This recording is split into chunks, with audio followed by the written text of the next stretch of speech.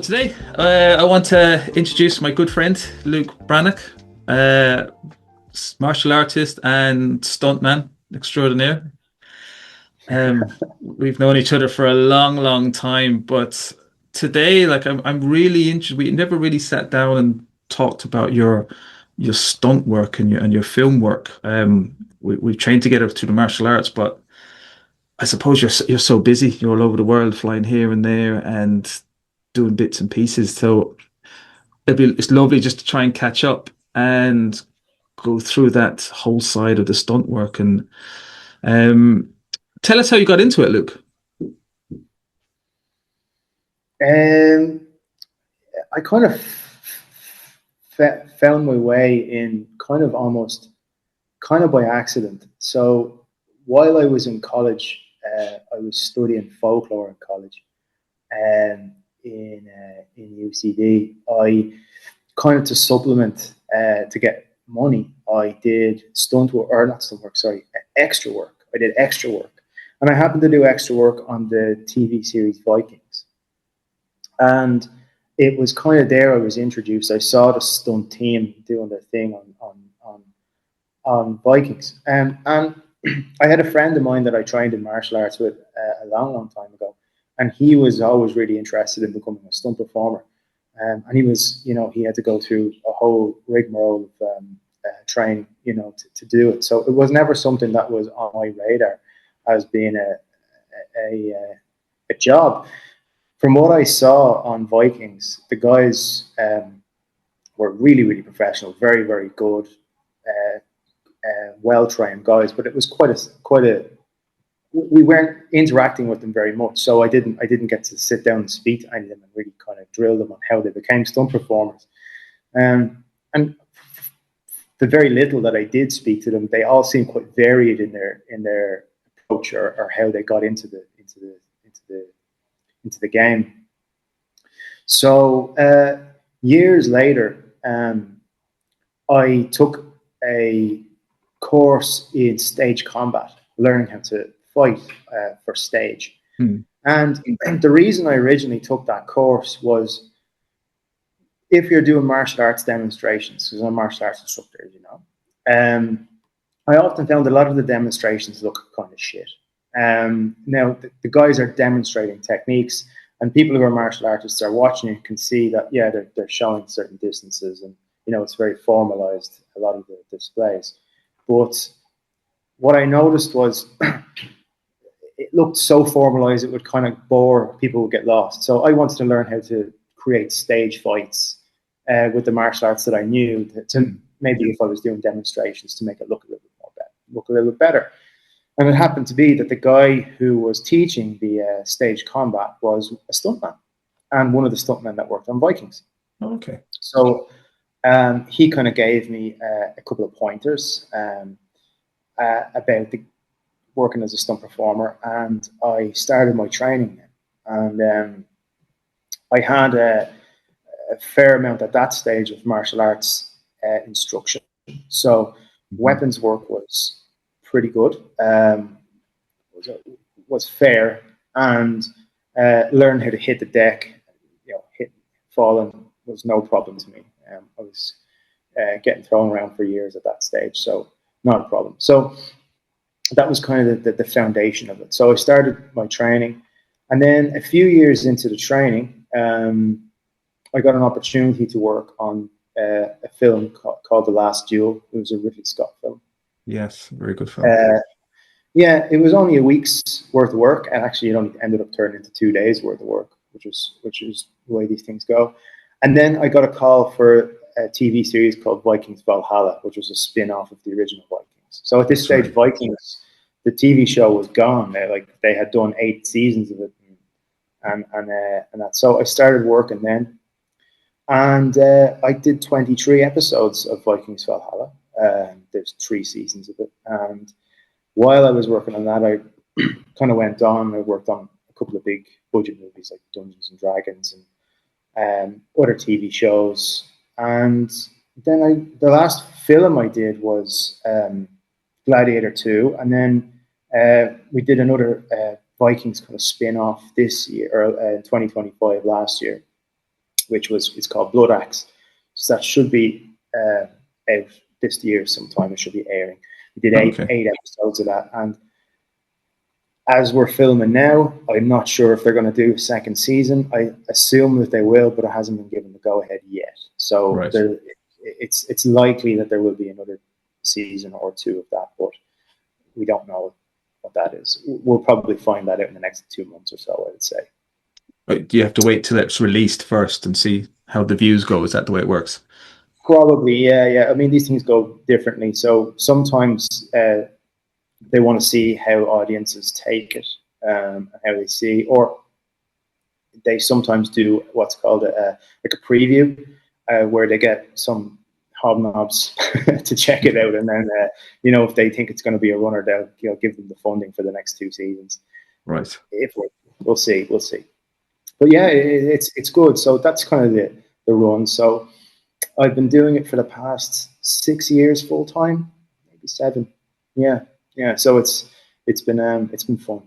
And how do you find then working from, say, the likes of Vikings to, let's say, Gladiator 2? Obviously, the budget would it be bigger? Would it be a complete, is it completely different in its structure, working from a TV Yeah, show to well, a, I would say like budget wise, I mean, Vikings budget was quite, from what I could see, was quite good, and the vibes are different. I mean, you're working with different stunt team, different stunt performers, different stunt coordinators, different fight coordinators, and everybody's good, but everybody has their own different way of doing things. So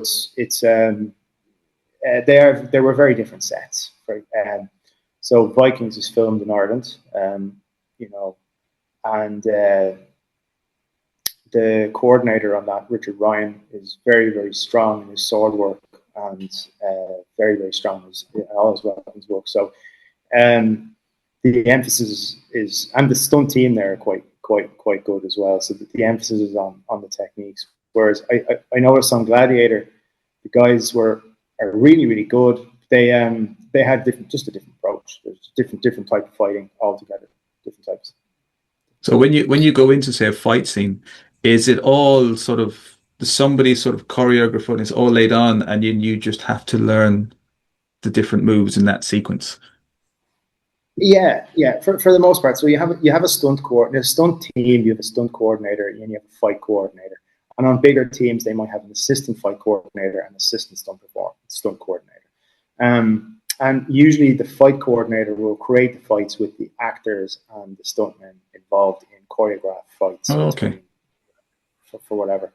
Um, the coordinator would coordinate the entire thing, like all the different gags, and would work quite closely with the director and the DOP and all the different crew. Whereas the fight coordinator would generally just work on fights. So in Gladiator, fight coordinator was Ray Nick, great guy. Another guy called Callie, very good, although I didn't work with Callie very much. I work with Ray a lot. Ray is very, very good. He's from Liverpool. He's lethal. He's quite his way of doing fights is quite technical and brutal and very, very realistic. Right. With Vikings, they try to keep the realism, but it's also telling a story. So, and I mean, I can't really talk for other performers. I think that's very fair. But so Richard Ryan, our coordinator, comes from a stage background, very, very technical sword work, very, very good, very, very, very technical sword work, very, very good. Right. And so his guys are very, very technically good as well. And so there's like Matt McCoy, Mikey Redmond, Ginny Lofthouse. There's a bunch of really, really solid, extremely good people weapons, and so but their way of doing things is very, very technical, and it's really, really good. And also, then they bring the acting, because they're actors as well. They bring the acting to it on top of it. It's just you can see by looking at the finished product. Very good, very, very good. And is there room for, as a martial artist, is there room to sort of tweak it if you think that this would work better, or is it all about what it looks like? It's obviously look what it looks like on the film, so it's from that perspective rather than a. There's a time and a place for doing it, because they might be putting in a specific move for a specific reason that will suit a certain actor, have a certain look, and tell a specific story. Whereas I think the problem with martial artists is we tend to want to make cool looking moves. And I know I have to pull myself back from making suggestions a lot of the time, not because they're better. It's because you're telling a story in a film. You're not trying to demonstrate like how it's done in real life, for example. Right. You hear him saying so, Yeah. and as well, like different coordinators have different visions of what they want it to look like, and they're talking to the directors and the producers and the actors, so they have worked out what they want it to look like way ahead of time. And as well, how a fight looks often will depend on the kind of weapons that you're given as well, that the armorers give you. So, you might think that you're getting a period style type of Viking sword, for example, and you might get something that is what you expect. Depends on different weapons react differently. So if you've got rubber weapons, or you've got bamboo weapons, or you've got steel or aluminium, they all act different. And so they all react different. So certain moves would read where others wouldn't. As martial artists, we tend to speed things up, which doesn't read well on camera. Right. This kind of stuff. Yeah. And also, so it's trying to be creative in that space, tell the story. But one thing, martial arts, it depends on the martial art that you do as well. But like for me, my martial arts, Kali, or I did Bujinkan for a very long time. It gives you a certain kind of fluency with weapons. So when somebody is asking you to do something with a sword, for example, you should be able to replicate that quite easily. Well, for the most part. For the most, yeah. But for the most part, you can do that. Is there a time for creating? Yeah, sometimes. So, for example, a stunt coordinator might point at me and 5 other lads and say, I want you to fill this space over here and put a fight together. And you might have to put a fight together in 30 seconds because they're rolling. And so you want to, be very fluent with weapons in that sense. And also understand what's going to read on camera and what isn't. I mean, you're not trying to put together some, really fancy, Bruce Lee style couple of beats. You want something to just look brutal, and it's just movement in the background, because really the camera is focusing on the actors and the stuntmen fighting the actors. If you're just in the background, you're just moving. You're just big movement. You want it to look real, but you want to give it 100% energy, but you don't necessarily need it to be super technical, right? Because it's just not going to read. It's just not going to read. But there is a time and a place. So, say for example, the fight team are putting together a fight with an actor, and they might ask for suggestions. That's very common. Or they might go, you and such put together a fight there. Give you 20 minutes. I want to see a 20 deep fight, and a kill, or one kills the other, whatever. Yeah, you can do that, and there is a time for that. That's where experience comes in. And actually, I find experience on set is better than martial arts experience for that kind of thing, because you know what's going to read. You know what the stunt coordinator is going to look at that and go, "That looks shit. What are you doing?" We have this concept called eggy, or standing there with egg on your face, right? They call it looking eggy. It's where you're kind of standing and waiting in the background. Do you remember Power Rangers? And you had all the boys in the background doing this. They were just moving in the background while one would come in and fight the Power Rangers, and then another would come in, and the rest of them were just running out of the background. It's a great movement because the eye will follow what's not moving. So if you're doing a battle scene and someone forgets their move and they go, fuck, that's going to read. So you need to be able to you need to be able to improvise. Yeah. And sometimes that could be just you grabbing your mate and taking them to the ground and punching the head off them or whatever. It can be, it's usually agreed, or if you're working with a friend or whoever, you can read each other's body. or in the middle of a fight. So you might have worked out 6 beats of a fight, and then he's totally lost. And so you might kick into a shield and scream, go again, start from the start. This kind of thing. You might have an agreed Right. time in which you can. Oh, okay, interesting. Yeah, it's very different. And you just mentioned shields there. I mean, that must have been pretty like for a lot of martial arts obviously don't use shields. So Yeah, learning that whole shield wall and learning to carry shields and fight with shields, how was that?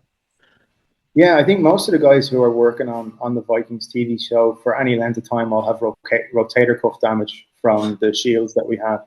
They're heavier than the shields we use in real life. They're made of fiberglass, and they're pretty solid. The ones from the later seasons are a little lighter now. They're a little bit more manageable, but the earlier seasons they're quite heavy. Uh, yeah, it is different. Although we use the shield theatrically, we don't use the shield the way they're correctly supposed to be used. Um, and there's a multiple of reasons for that. But you know, if you were using the shield the way it's supposed to be used, it would be probably a bit boring looking. And so we rotate the shields around our bodies. You see a lot of big opening movements and cuts, right? Because you're telling a story. You're not. It's not how you truly use a shield. Hmm. Really, you just shield keep it in front of yourself, and you stay behind it. And there's a really good um, martial artist. He's a HEMA instructor who really looks into this. Roland, I'm going to make a balls of his name, Warcheka or something like that. Um, his website is called Dimicator, and he does he looks at Viking shields and then up into bucklers in a later period, Hmm. and buckler and shield fighting, Viking sword and shield fighting, and he'll give you a better idea on how a shield should correctly be used. But the way we use it in the film is a little different. Okay. Is So very is there a case of did they try and keep it historically correct to a certain degree in or is not, or is it just kind of a vague? depends on the coordinator, and it can also depend on what the coordinator knows as well. Like coordinators are there because they've got 30x years of experience, and they're there. They're chosen for a reason. Um, and often historical accuracy is not on top of the agenda. It could be we just want to make this look cool. So, for example, truly the way you hold the shield or a Viking shield, for example, in combat is you hold it away from your body and you hold it at an angle, like kind of like this. I wish I had one with me. I just don't. I'm over in Australia at the moment, so I don't have any of my equipment. But it's not faced like this. It's kind of at an angle against your body, and you fight with it stretched in front of you. Well, on camera, that would cover your face. You would cover the actor's face, and it would cover your movements because your hand is moving behind the rim of the shield. So you're not even going to really see the play of the sword unless the camera angles are a very specific way. Hmm. And so, and it's quite technical how you use the how you manipulate the sword. Truly, Viking swords handles are quite small. Like if you see them in the museums, the handles are actually quite small, so they're quite tight. If you were to hold that like a fist, it'd be quite tight. The pommels are fairly big, and Right. so you wouldn't. The theory is that they didn't hold them like that. They held them kind of more like in a pinched grip, with the pommel Okay. resting on the hand. The pommels are all kinked a little bit slightly, so they have a right hand and a left hand swords. So they know they're not perfectly kind of plumb. They're kind of offset this way, so they sit in the hand easier. Um, so the way that we do that, we wouldn't do that on something like Vikings, for example. It would be really cool if we could, and we probably could if we sat down. I mean, the guys are more than talented enough to do that. But when you've only got a certain amount of weeks, it's like before we start filming, the guys only have 4 weeks to put stuff together. They have to, put together gags. Guys going on fire, falls, you name it. They have to plan all of that stuff. So when it comes to fighting, we just need to make it look good, make the actors safe, Right. and make the fights look somewhat entertaining. Bear in mind, like, the actors are generally well able to move. They put a lot of time and training into that, but they are actors. They're not martial artists, so you can only get so far if you've got a couple of weeks with them. And different editors change how they do that. So some editors will go really tight on them to show their faces and just get the movement, get a bit of blood spray, and every so often cut back and you can see some funky move that they've been practicing. And Cool. then some guys are, they have continuous shots where they're following a guy and the actor has, trained for weeks to get this one full wide. So there's very little cuts in editing. So it depends on how talented the actor is, what the vision of the director is. Like, some directors don't give a shit about fighting or anything like that. Some of them are more into the drama. And because there's multiple directors on Vikings, by the way, and there has been throughout the time. Like, each couple of episodes are done by different directors, and each one has their own flavor of what they want. Um, so And in terms of, say, like doing a big battle and things like that, are they generally done in one take? Or could you do multiples if needed? they'd be generally filmed over a day or two, sometimes more, depending on the size of the battle. So on a battle, you would have a big stunt team. So you'd have the guys who are the core stunt team, who are like there every day of the week, and they're practicing, or they're putting together fights, or they're setting up gags, or doing safety. Those guys are there from start to finish. Then they have what's called day players. That's what I do. So they you get hired in for specific gags or specific days, and sometimes you're brought in for training as well. For the most part, you're brought in to actually do something on the day. Um, that's as varied as, standing on top of a height with a flaming torch, something that you couldn't stick extras up there because it's a bit dangerous, to somebody getting launched into the air or set on fire or falling or whatever. Like, everybody does something. It's quite varied, and every day is different. Nice. So when you're doing a battle scene, usually the actors will be training for that battle scene for weeks beforehand. They'd have their techniques dialed in quite tight. And the guys on Vikings, for example, are really shit hot with that. Like, they've been doing it so long. It's a well-oiled machine. They know what they're doing.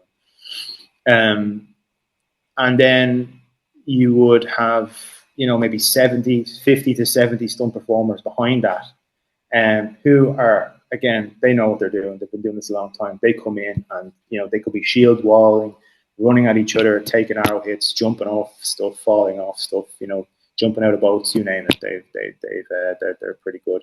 So it's varied. I mean, every battle we do is different.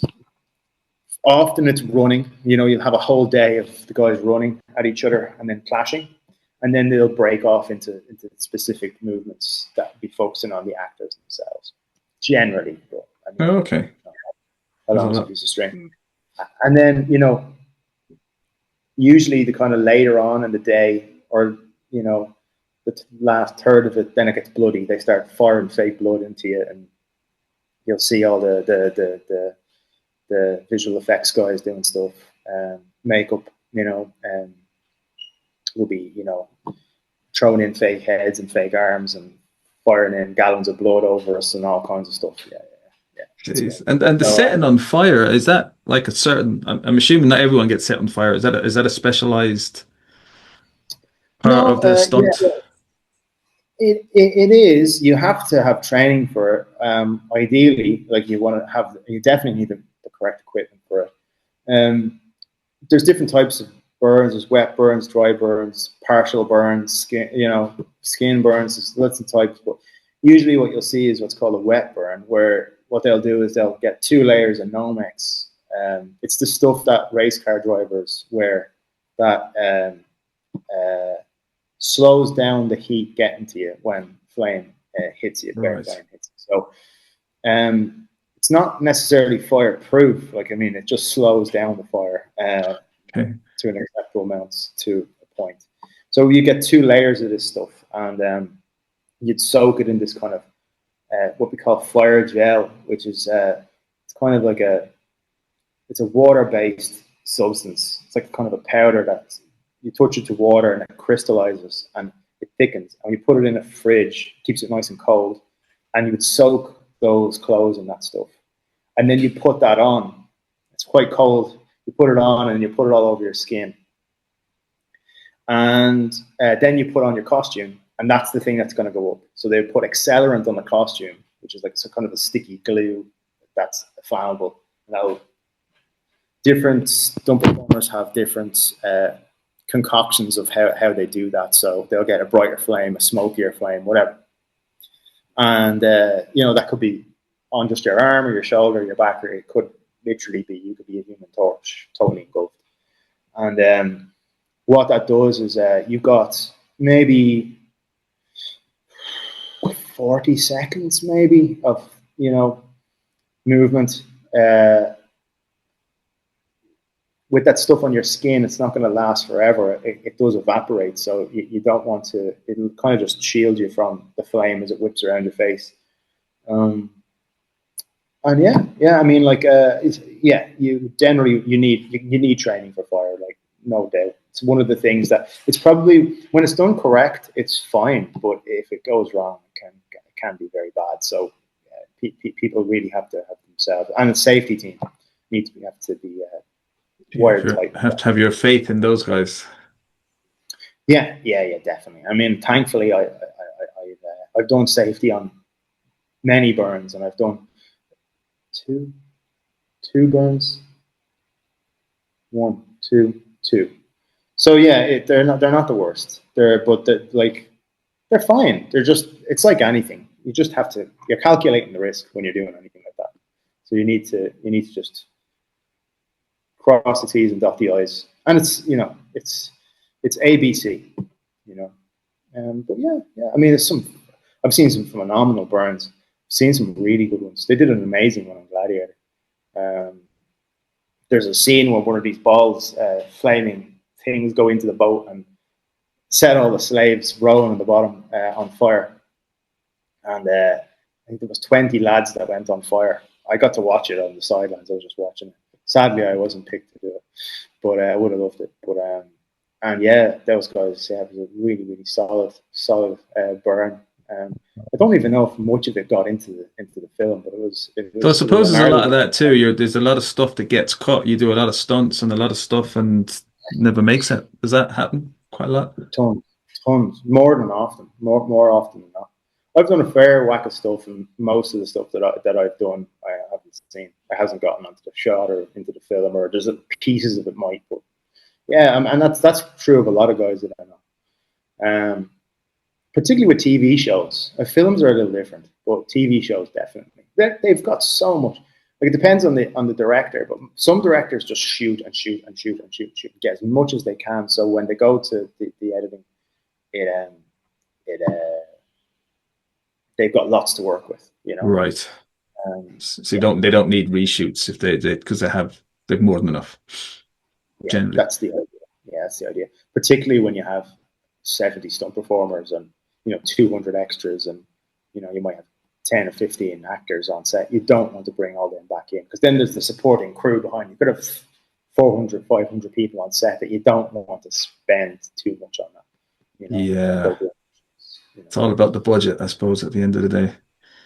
It's all about the budget, man. Yeah, that's true. Yeah. It's fascinating. And obviously then you go from the Gladiators to filming in Ireland to where was Gladiator filmed? The part that I was on was in Malta. So I was in Malta for a few months. They did like Colosseum fights, and there's a scene where there's 2 boats in the Colosseum, and they fill the Colosseum with water, and all hell breaks loose.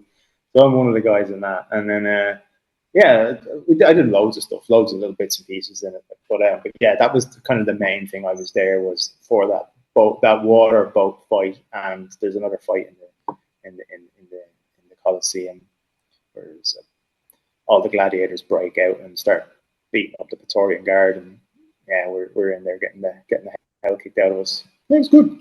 It's good fun. It's good when you're getting paid for being beaten up. It's not so bad Yeah, as opposed to doing it for fun, like the good old yeah. days. I mean, there's stuntmen and there's stuntmen. I mean, I'm by no means I'm fairly green when it comes to, like, I mean, I'm doing it what, 7 years ish, but like there's guys there, and they're there. And again, there's different types. Like there's some guys that do a lot of, like, there's guys who jump out of planes. Those guys are the guys who smash cars and flip cars and buses and all that Yeah, kind of stuff. That's not my forte at all. I like fighting. I'm not. That's where I like to stay. I like fighting. I like falling, doing wrecks, things like that. Great, but yeah, I don't think I could be jumping out of planes and all that stuff. That's a no. different animal altogether. And is there much on for this year? Have you anything in the pipeline for this year? Yeah, there's a few potentials, but you get called and told you're going to be on something, but for every 10 that I told I'm going to get something on, I'm like, if one works out, I'm happy.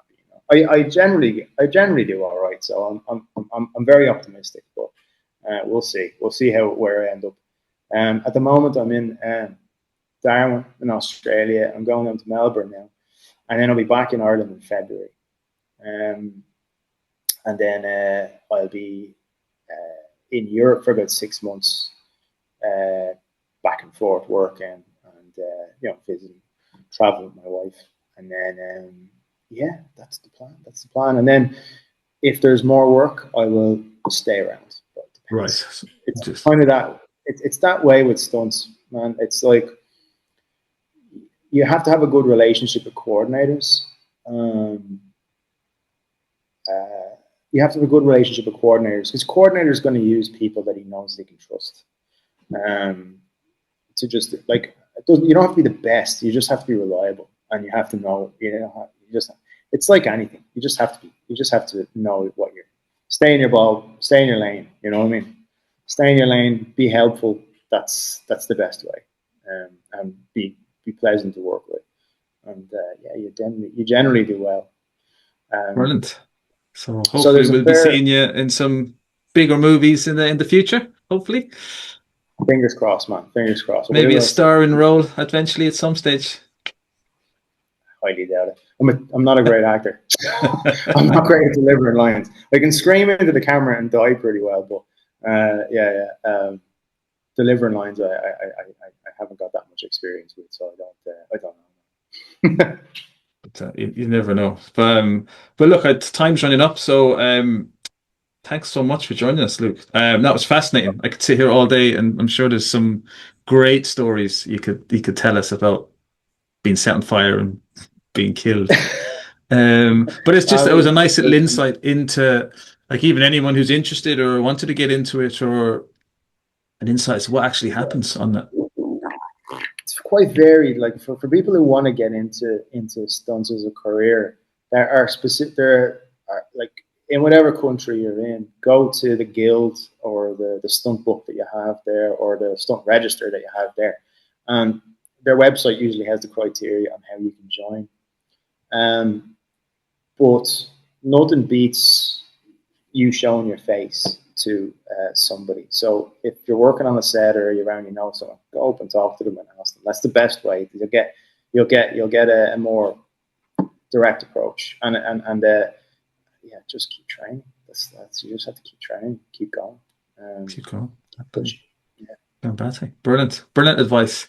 Luke, it's been an absolute pleasure. Thanks so much for taking your time out. I know it's late there. Absolute pleasure, Daryl. And Anytime. talking to you. And I look forward to the next one. We'll really get into some real nitty gritty on the next one with the martial arts. Absolutely. And Yeah. Absolutely. absolutely. So listen, best of luck. Best of luck with everything this year. And hopefully we'll see you when you're over, and we'll catch up We'll as come soon as you're over and over. do a bit of training, man. We'll do some training. I'll be back in late February, so I'll catch you then, man. Brilliant. Look forward to it. Luke, thanks Yeah. so much. Daryl, it's a pleasure. See you Good later. night. Take care, buddy. Bye bye. Cheers, bro.